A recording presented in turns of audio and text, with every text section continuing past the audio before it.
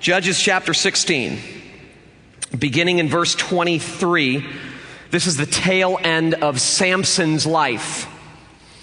Samson was one of the judges of Israel before they had a king, and this is the account of his death, the very end of his life, beginning in verse 23. Judges 16, reading down through verse 31.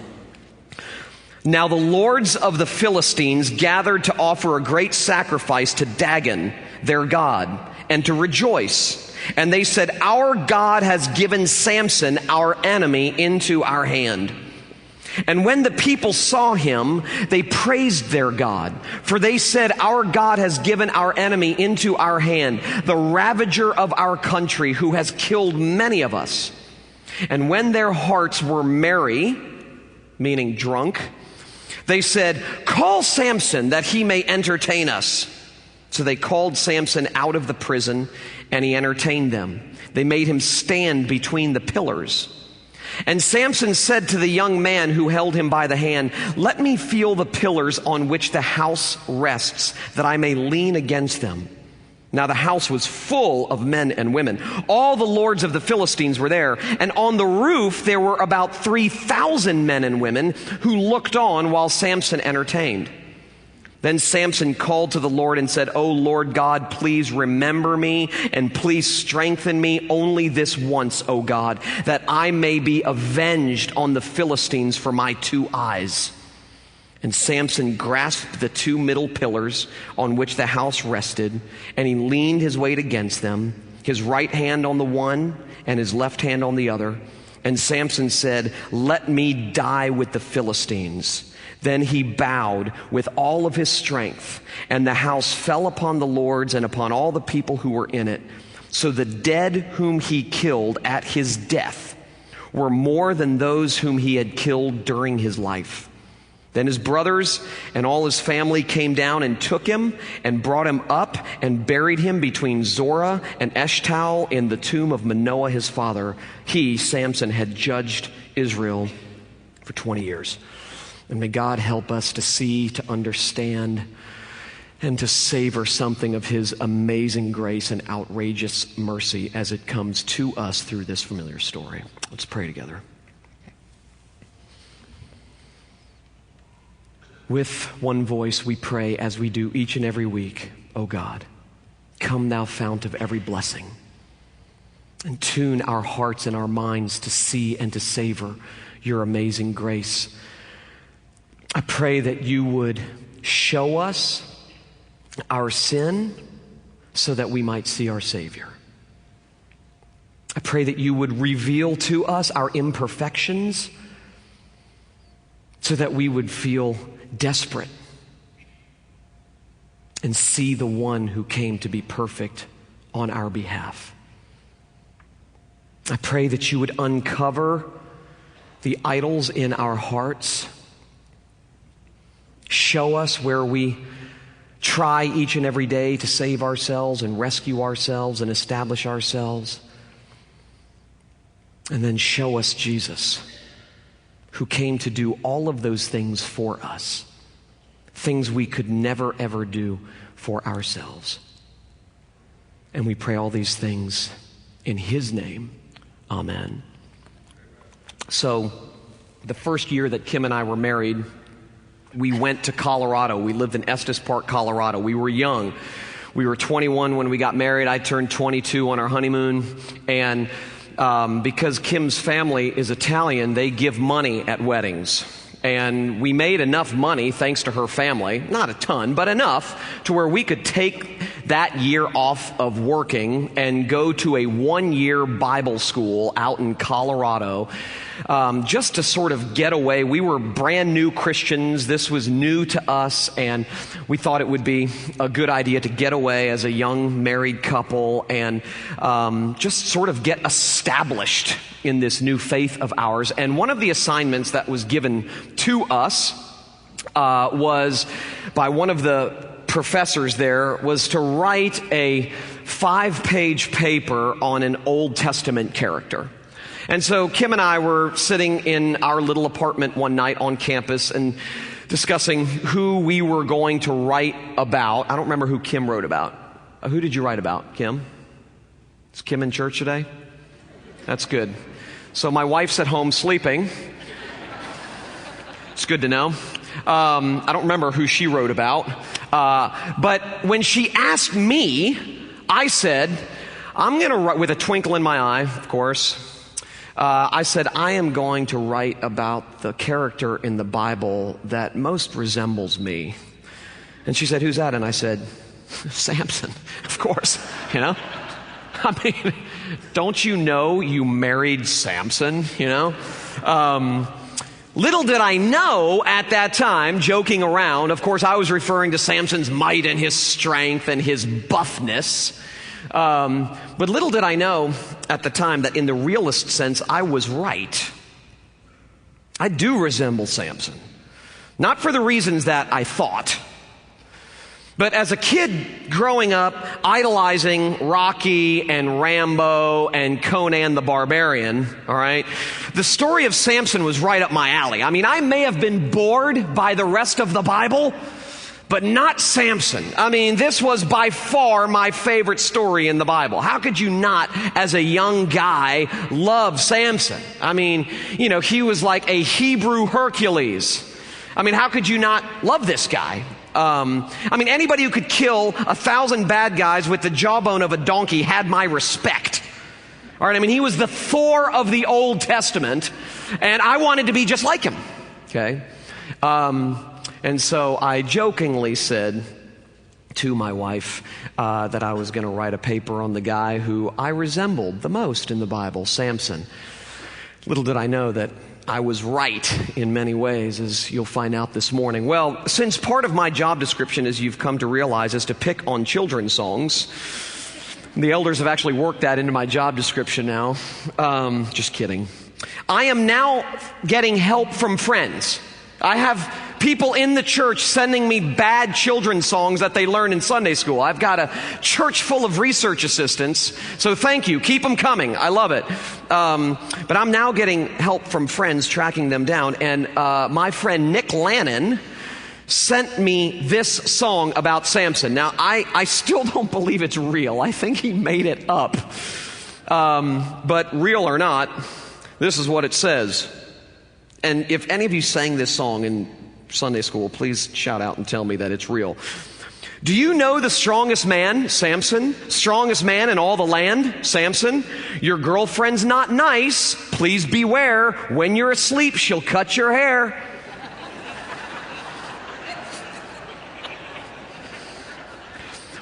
Oh, Samson, what are you gonna do? Tied up tight, his eyes plucked out, Samson. Bring him here, the people shout, Samson. He prayed to God, please give me strength. He killed them all. Now what do you think? Yes, Samson's a mighty man of God. Okay.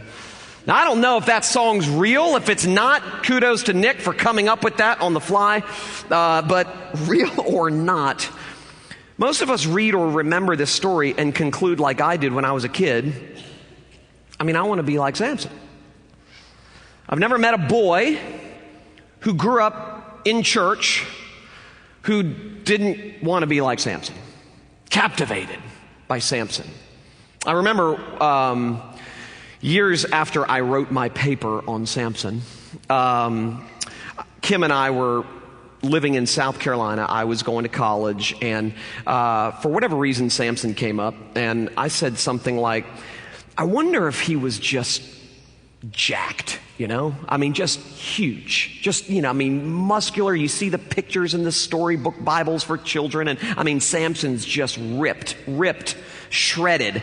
And I said, I just wonder if he was just like, how big was he? You know, is he like 7'8", 400 pounds, 2% body fat? I mean, was he just, and Kim looked at me and said, well, of course not.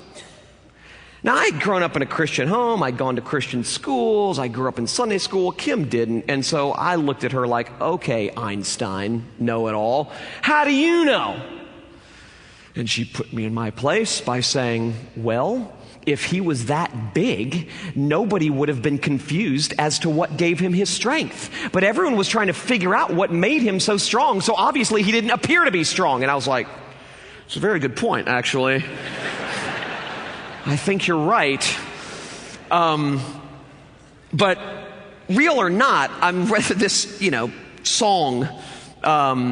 Even though he may not have been jacked, we read the story and we want to be like him. But since the whole Bible is about Jesus, like I've said, then we know that somehow Samson points us to Jesus. But when you read this story, it begins in Judges chapter 13 and goes through Judges chapter 16. When you read his story, it reveals very little in common with Jesus.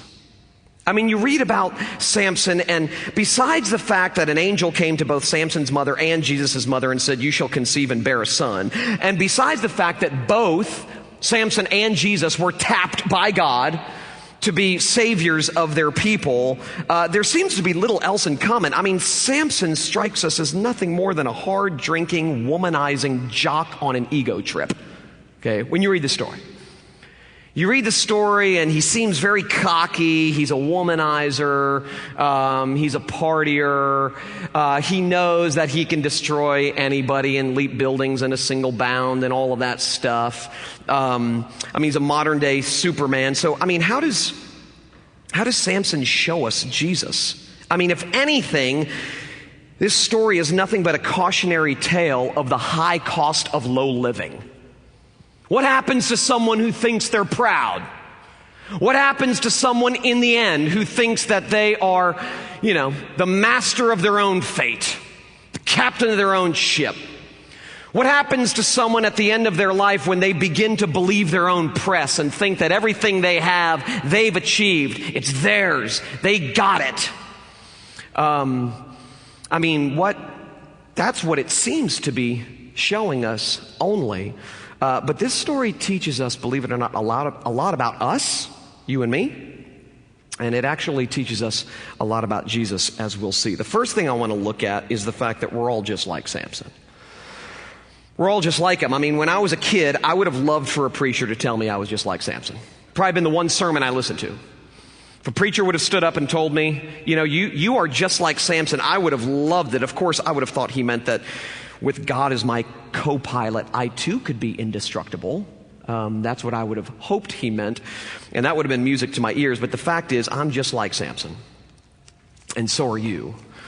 We're all of us just like him. Like Samson, when you read this story, like Samson, we think we're strong in and of ourselves. We take matters into our own hands. We receive a gift from God and say, "Thank you, I'll take it from here. I've got this." We look around at whatever success we might have with our children, in our marriage, in life in general, with our relationships, friends, whatever, and we quickly conclude that we've achieved this. We've pulled ourselves up by our bootstraps. We've done this with a little blood, sweat, and tears and some hard work and focus and determination. Look at what we've done. Our kids have turned out well because we parented them well. We've experienced success in life because we worked hard for it. That's why. That happens to all of us in a variety of different ways. And the Christian church plays right into that tendency. We write more self-help books than people outside the church. We preach more self-help sermons than people hear from Tony Robbins and the rest of them. We really do play into what Martin Luther called a theology of glory. Not God's glory, man's glory. Where we begin to think that we've really done it all. We've accomplished it. And the flip side of that dark coin is, when we subscribe to that idea, is that when things don't go well, when our kids don't turn out well, when things in life aren't going smoothly, it's all on us. We're the ones who blew it and we're being punished for it. That's karma, as you've heard me say before. It's not Christianity. Big difference. What goes around comes around. What comes around goes around. Tit for tat. That stuff is the stuff of karma, not the gospel. And so when you believe that I've made it, I've done it, I've achieved it, this has happened in my life because of my hard work, the flip side of that coin is when it doesn't happen for you, you have to face the fact that this is all, since this whole thing is riding on my shoulders from the beginning, from the get-go, that if it's not happening for me, it must be my fault. It must have something to do with me. And while we want to think that we're strong in and of ourselves, and we take matters into our own hands, this promises freedom, you know? It does. There's an initial sense of, this will make me free if I can just do what I need to do and accomplish what I need to accomplish and get straight what I need to get straight and focus and be determined and work hard and all of that stuff. I'll be free. I will achieve freedom for myself. And there is an initial sense of relief because it's somewhat empowering to hear that, you know? I mean, you feel strong when you hear a message like that. You feel like, okay, I'm being given a promise. Here are 3 steps to a happy marriage, and if I can just do these 3 steps, I can have a happy marriage. Here are 6 ways to raise healthy, emotionally adjusted children who succeed, and if I can just accomplish these things, I will have my reward in the form of my children. It seems relieving at first. But when things crash and burn, and when you finally come to the sobering realization that you can't do it all, you're not really making it, and you have a lot less control over your life and the lives of other people than you thought you did, you know how it feels. It's a burden. It leads to slavery. I mean, just like every other sector in society, people inside the church are obsessed with strength. We're just obsessed with strength, whether it be numerical strength, political strength, personal strength, whatever the case may be. We're obsessed with strength. I mean, 2 weeks ago I picked on Reader's Digest Christianity. This week, let me pick on Lance Armstrong Christianity. You know? Live strong. There's just a deep sense of initial empowerment when we hear that. But you know where it leads. I mean, you hear this obsession in our lingo. We talk about someone having a strong faith, about someone being a strong Christian, about someone being a prayer warrior, a mighty man, or a mighty woman of God. We seem to be obsessed with strength. We even turn the commands that seem to have nothing to do with strength, like blessed are the meek and turn the other cheek. We even take those commands and use them as opportunities to showcase our muscle. Okay, a church billboard recently said this: think being meek is weak, try being meek for a week. Okay, sounds like Dr. Seuss, one of my childhood heroes. Hop on Pop's the best book ever written outside the Bible. But even in that statement right there, okay, I mean, it's almost like we take these commands of God to be meek and to turn the other cheek and go, let me show you how much inner strength it takes to be meek and to turn the other cheek. I will showcase my muscle by being meek, by turning the other cheek. We've come to believe that the Christian life is a progression from weakness to strength. Most people inside the church, if you were to ask them, would somehow describe the Christian life, in whatever terms they would use, as being a progression from weakness to strength. And you've heard me say this before. There is a fundamental misunderstanding inside the church regarding Christian growth and the nature of the Christian life. People might not say it this way, but the impression they leave is that you needed Jesus a lot at the beginning, and as you grow stronger and stronger and stronger, you grow beyond your need for Jesus. You need him less and less as life goes on. Okay, now they wouldn't say it that way, but that is the implication of many things that they do say. And that's why it's relatively new to people inside the church who have been in church for a long time, that the gospel is not just for people outside the church, it's for people inside the church. Because, man, once we're in, we're in. And once we're in, we can start making it on our own. That the Christian life is growth from desperation, where we need Jesus a lot, to independence. Desperate dependence to independence. And so we talk about people having a strong faith, and then we attach definitions to what we mean by strong. Those kinds of definitions. We talk about people being strong Christians. Oh, he's a strong Christian. I don't even know what that means. You know what Paul said that means? Paul said at the end of his life, I'm the worst guy I know. Paul was able to demonstrate by freely admitting just how unsanctified he was, demonstrated just how sanctified he was. And you've heard me say this before. It's when we stop obsessing over our need to get better. That is what the Bible means by getting better. It's when we stop fixating on our need to improve. That is what the Bible means by improvement. But for lots of us, we've come to believe that the Christian life is a progression from weakness to strength. I mean, the first thing we want people to think about us is that we're strong. All of us do. Individually and corporately. You know, I mean, for too many years, in my opinion, the church has been hard at work trying to show the world that we can compete with them. We're strong.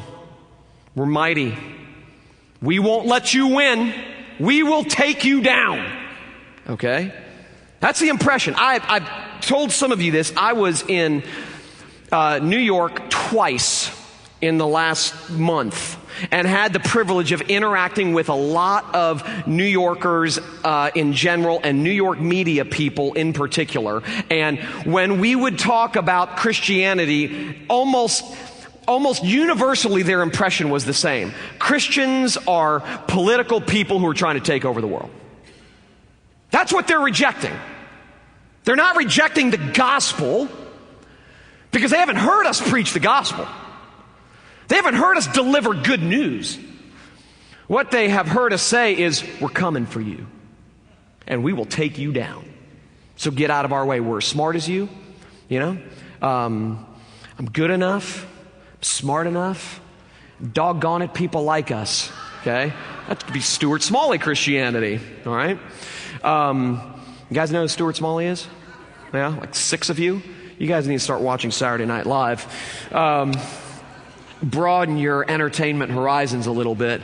But I mean, that's, for whatever reason, we have been so meticulously into trying to convince the world that we're just as, we can compete with them.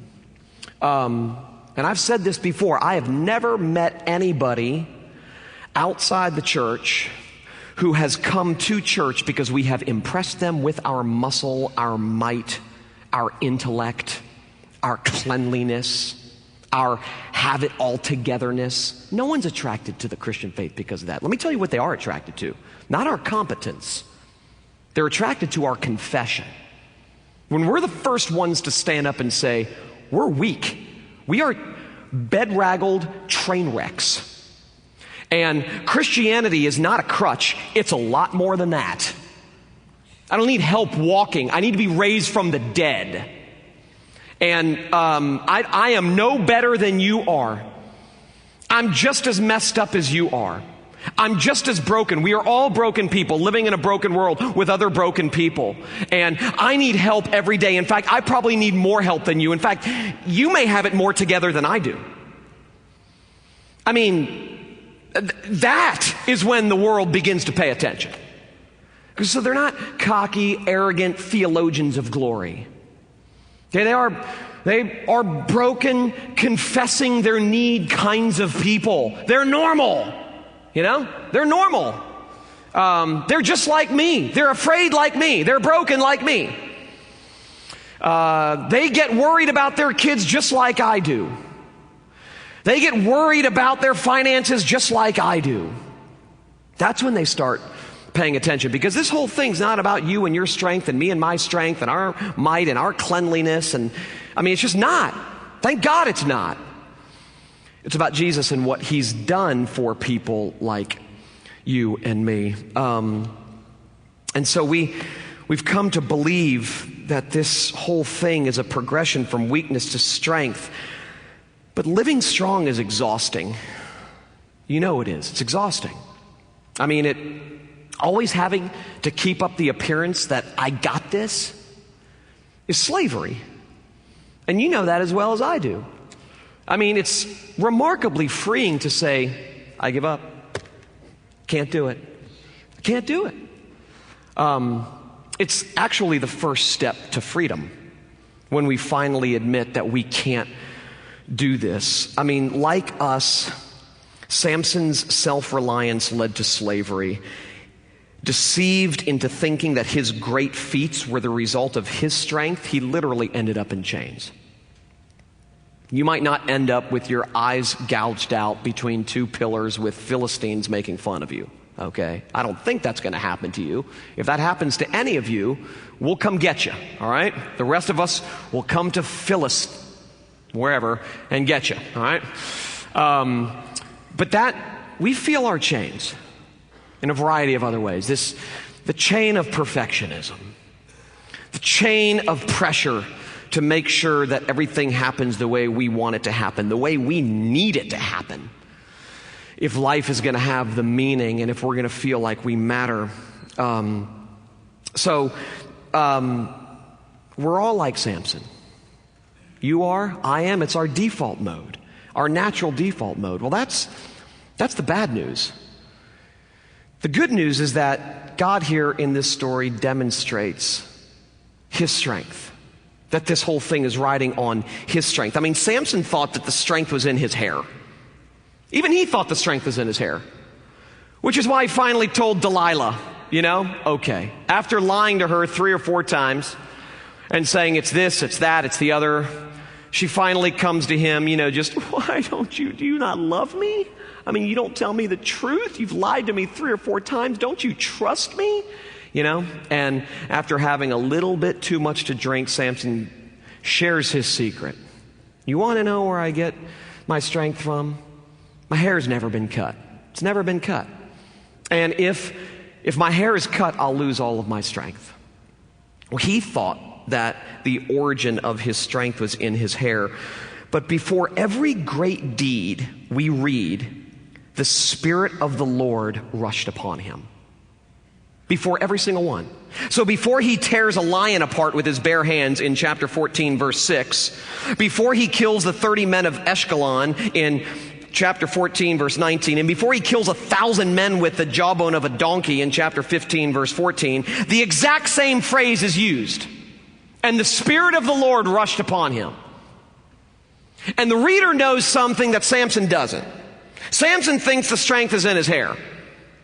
The reader, because they read the Spirit of the Lord rushed upon him over and over and over again before he does something remarkable, before he accomplishes some great feat, we know where he gets his strength. We know the origin of his muscle. We get it. It's not in his hair. I mean, the author of Judges wants to make it clear that these feats of strength are not Samson's, but God's. The same exact phrase, over and over and over again, because he wants to make it crystal clear that the author of Samson's strength is not Samson, but God. Well, at the end of his life, Samson is captured. We read this. His hair is shaved, his eyes are gouged out, and he's chained up like an animal in the zoo. I mean, just literally thousands of people. They're celebrating the fact that Samson, who single-handedly just, destroyed Philistines. I mean, 1,000 men in one shot with the jawbone of a donkey. I mean, they feared this guy. This guy was a one-man wrecking machine. Okay, this is literally like the Wreck-It Ralph of the Bible. This guy could take on anybody, anytime, anywhere, and win. And so they finally capture him, and they gouge out his eyes, they shave his head, and he's just a spectacle. And they're having this big party, this huge celebration, celebrating the fact that this guy's not going to be bothering them anymore. They captured him. They too believe their own press. We captured him. This is us. We were smarter than him. We finally ended up being stronger than him. Blah, blah, blah. Well, they finally capture him, and they throw this big party, and they say, bring him out. Bring him out. And he's our trophy. So let's bring him out in the middle of this party, and let's just celebrate the fact that we win. And so they bring him out, and they chain him up, and they put him between the two pillars that are holding up the building. And apparently there's an open roof, because it says that 3,000 men and women were on the roof. Who knows how many people were actually in the house, but 3,000 of them. This is a huge party. 3,000 of them are on the roof looking down at him, laughing, mocking, celebrating, all this stuff. And finally realizing that he is weak and God is strong. Samson, the law of God has crushed him. Okay, he finally recognizes, I'm weak. I'm nothing. The origin of my strength was not in my hair. I am not the source of my strength. I, in and of myself, am weak. Look at me. I'm chained between two pillars. I'm being mocked, laughed at. This is what believing my own press has led to. I'm in chains. I'm a slave. And he finally recognizes that he's weak and that God himself is strong. He finally realizes, I am nothing. God is everything.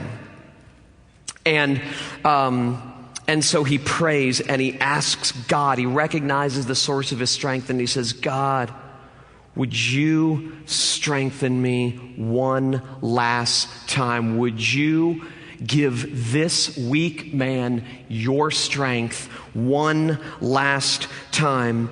And he brings the building down on himself and all the lords of the Philistines. Game over.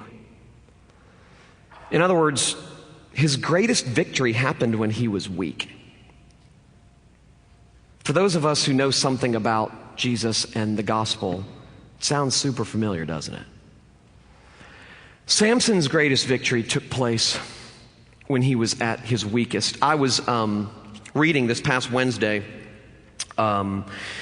an article in the Harvard Business Review by Greg McCown, and he was exploring the problem of perfectionism. Okay, he's not an inside the church guy, okay, and he was exploring, just a smart guy exploring the problem of perfectionism. Listen to this. This is so descriptive of me, and I'm sure lots of you too, and so relevant to this story. Listen to what he says.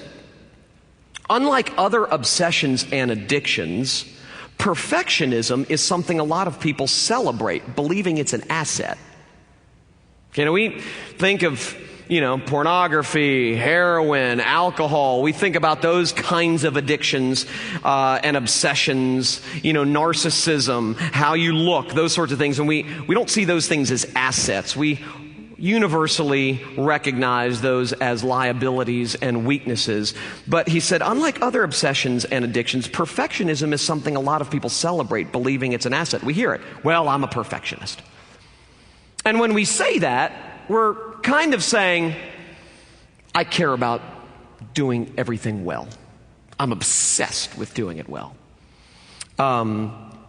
But, he writes, true perfectionism can actually get in the way of productivity and happiness.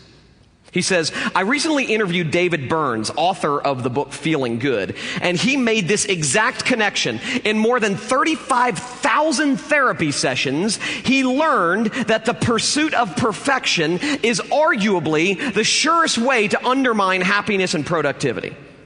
There's a difference between the healthy pursuit of excellence and neurotic perfectionism. But in the name of the first, have you ever fallen into elements of the second? Much of our suffering derives from our perfectionism and our belief that we should be and must be special. But when you don't have to be special, life becomes special. In other words, sounds a lot like something the Apostle Paul said. when he said, when I am weak, then I am strong. When I get down deep at a heart level that this whole thing, my life, this world, meaning, security, purpose, value, worth, when I finally get at a heart level that these things are not riding on my shoulders, life takes on new meaning. Now I work with great joy. Before, I worked because I had to validate my existence. I had to do good in the workplace because I had to justify my worth. I was trying to secure for myself value. But now the pressure's off. I can actually do my work in a way that is satisfying with very little pressure. Or relationships. Now you're free. Because previously I invested in my relationships because I needed a return on that investment. I gave to people because I needed them to give back to me. I did certain things because I needed certain things in return. But now I'm free. Before I had to be perfect, now I don't. Before I had to be special, now I don't. Well, what he says is, and this guy isn't a Christian, he's not anchoring this freedom in the gospel, which I will here in a minute, but he recognizes that when the pressure's off, people become more productive, not less. They actually do more, not less, when the pressure is off to make it happen on their own. It's when we feel weak that God shows himself to be strong. Think about the times in your life when others have told you that your faith was strong. Has anyone ever said that to you? Wow, your faith is strong. When do people say that to you? I'll tell you when they've said it to me. When I am feeling like I am at the absolute end of my rope. When I am feeling like I am hanging on by a thread. When I am about ready to call it quits and throw in the towel. And someone will say, gosh, I know you're going through a hard time right now. Your faith, your strength is inspiring. And I'm like, what? What are you talking about? I'm about ready to quit, man. When do people say that to you, to me? Aren't people always saying that when you feel the weakest, when you're feeling like you're hanging on by a thread? See, that's where God shows up. That's what he says. When you are weak, you are strong. Because I've showed up. God is strongest when we are at our weakest. That's the good news of the gospel, that God gives us his best while we are at our worst. So we can say that the Christian life is a progression. It is a progression. But it's not the progression from weakness to strength, it's the progression from strength to weakness. That's the progression Paul understood. You see, he thought he was strong. The Apostle Paul thought he was strong. Bragged about it. He said, if there's anyone who could be justified by his resume, it's me. Circumcised on the 8th day, Pharisee of Pharisees, Hebrew of Hebrews, as it pertains to God's law, flawless, top of my game, absolute top of my game. And the life of Paul, the Apostle Paul, arguably outside of Jesus, the greatest Christian who ever lived. The life of Paul, as you watch his life, as you read about his life, as you read what he says in his letters, as you read through Acts and sort of trace his life, what you discover is here's a man that God systematically breaks down. Systematically. Takes him off of his high horse. Shows him that he is not all that he thought he was. And that's the progression of Christian growth. The progression of Christian growth is not, I'm getting stronger and stronger and more competent every day. The progression of Christian growth is I'm becoming increasingly aware of my weakness and my incompetence and how strong and competent Jesus continues to be for me. That's Christian growth. Which is why Paul was able to say at the end of his life, I'm the worst guy that I know. At the end of his life, he starts off by saying, I was the best guy that I know. And he ends by saying, I'm the worst guy that I know. And that downward spiral is Christian growth. And that's what his life bears witness to. That's what the life of Samson bears witness to. As I said last week, the last thing we want to admit is the one thing that can set us free, the fact that we're weak. Because it's the strength of God alone that can liberate us from the burden of needing to be strong. And it is a burden. That is a burden. The sufficiency of God alone can relieve us of the weight of having to be sufficient. And that's good news. Let me just conclude with this. This strength and sufficiency of God that sets us free from the pressure to be strong and from the need to be sufficient crescendoed years later, after Samson was dead and gone. The strength and sufficiency of God crescendoed years later in the work of another deliverer.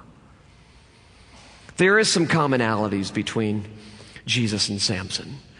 Both Samson, as I mentioned before, both Samson and Jesus' mothers were approached by an angel and told, you're going to conceive and give birth to a son. Samson's mother was barren. Jesus' mother was a virgin. Both Samson and Jesus were tapped as rescuers from the beginning, but Samson was only a precursor because the angel says in chapter 13, verse 5 of Judges, that Samson will begin to deliver Israel. He'll begin. Jesus brought God's rescue to completion, announcing from the cross, it is finished. Samson's outer strength hid a great inner weakness. Jesus' outer weakness hid a great inner strength. The Spirit of the Lord came on Samson to bring about death. Luke 4 tells us that the Spirit of the Lord came on Jesus to bring life. I have come to set the captives free. The Spirit of the Lord is upon me, he says in Luke 4. I've come to give sight to the blind. Isn't that interesting? Perhaps Samson's blind at the end of his life, eyes gouged out.